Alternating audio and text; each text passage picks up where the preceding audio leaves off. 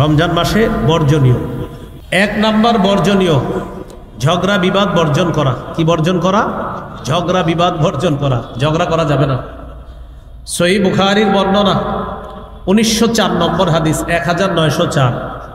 এই হাদিসে আসছে ইদা কানা ইয়াউমু সৌমি আহাদিকুম, ইদা কানা ইয়াউমু সৌমি আহাদিকুম, তোমাদের কারো রোজার দিনের বেলা যদি কেউ রোজা রাখো আর দিনের বেলা সে কি করবা না, ফালা ইয়ারফুস ওয়ালা ইয়াসখাব, অশ্লীল কথা কর্ম কাজ মন্দ কিচ্ছু করবা না, বলবা না।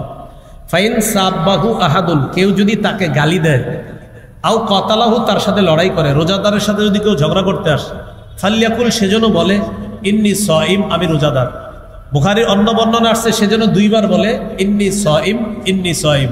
তাহলে আমাদের সাথে রোজা রাখা অবস্থায় কেউ যদি ঝগড়া করতে আসে, আমরা 2 বার বলবো আমি রোজাদার, আমি রোজাদার। মনে থাকবেন ইনশাআল্লাহ। তাহলে ঝগড়া পরিহার করা, এটা 1 নাম্বার বর্জনীয়। 2 নাম্বার বর্জনীয়, রমজানে অনর্থক কথাবার্তা বলা যাবে না। সহিহ বুখারীর 2477 নম্বর হাদিস, রাসূলুল্লাহ সাল্লাল্লাহু আলাইহি সাল্লাম বলেন, ইন্নাল্লাহা কারিহা লাকুম সালাসা, আল্লাহ তোমাদের জন্য 3টি বিষয় অপছন্দ করেছেন। বলেন তো আল্লাহ আমাদের জন্য কয়টি বিষয় অপছন্দ করেছেন? 1 নম্বর কিলা ওয়া কল, অনর্থক কথা। 2 নম্বর ওয়া ইদাআতাল মাল, সম্পদ নষ্ট করা। 3 নম্বর ওয়াকাসরাতাস সুআল, অনর্থক প্রশ্ন করা, খালি প্রশ্ন করে আজাইরা, বেশি প্রশ্ন, এগুলো আল্লাহ অপছন্দ করেছেন। তাহলে 1 নম্বর অনর্থক কথা বলা যাবে না। 2 নম্বর সম্পদ অপচয় করা যাবে না। 3 নম্বর বেশি বেশি অনর্থক প্রশ্ন করা যাবে না। তো যাই হোক, হাদিস 1 নম্বর জানলাম আপনার ঝগড়া পরিহার করা, 2 নম্বর অনর্থক কাজ কর্ম কথা পরিহার করা, 3 নম্বর মিথ্যা পরিহার করা। ভাই কি পরিহার করা?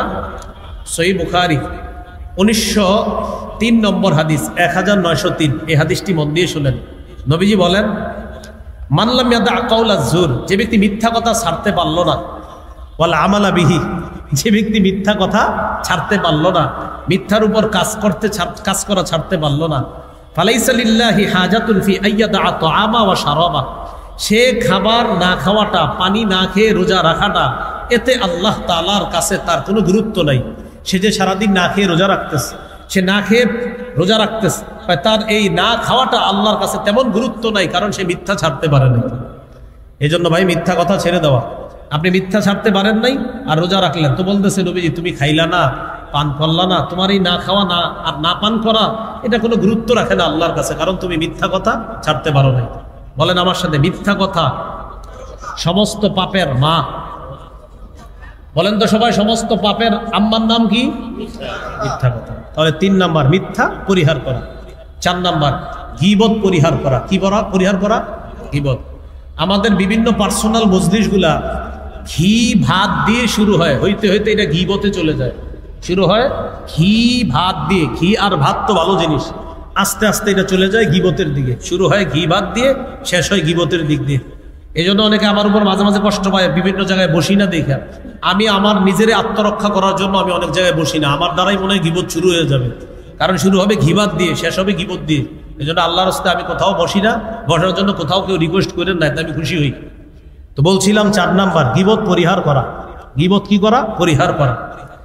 এই যে 4টা কথা বললাম, ঝগড়া কি দিয়ে হয়? বলেন, ঝগড়া কি দিয়ে হয়? আচ্ছা, অনর্থক কথা কি দিয়ে হয়? মিথ্যা কথা কি দিয়ে হয়? গীবত কি দিয়ে হয়? মাশাআল্লাহ। তিরমিজি 2616 নম্বর হাদিস, নবী বলেন, হাল ইয়াকুব্বুন নাস ফিন্নারি আলা হুজুহিহিম আও আলা মানাখিরিহিম ইল্লা হাসাইদু আলসিনাতিহিম, বেশিরভাগ মানুষ জাহান্নামে যাবে শুধু জিহ্বার অপরাধের কারণে, মাথাটা নিচে আর পাগুলা উপরের দিকে দিয়ে ধাক্কাইতে ধাক্কাইতে জাহান্নামে ফেলা হবে শুধু জিহ্বার অপরাধের কারণে।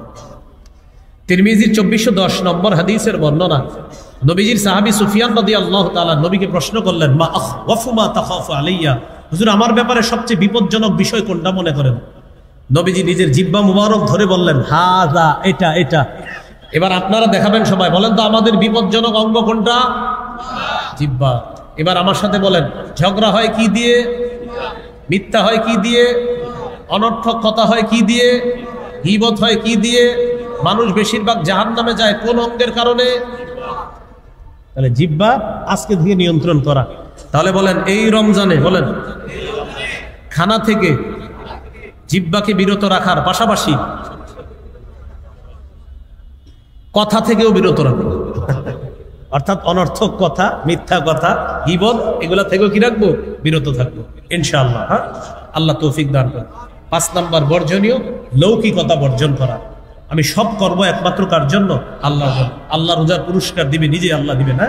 আল্লাহ বলেছেন ইল্লা সিয়াম ফাইন্নাহু লি ওয়া আনা আজজি বিহি, রোজা ছাড়া অন্যান্যগুলার সওয়াব লেখা হয়ে যায়, রোজার প্রতিদানটা আমি দিই, কারণ রোজা বান্দা আমার জন্য রাখে।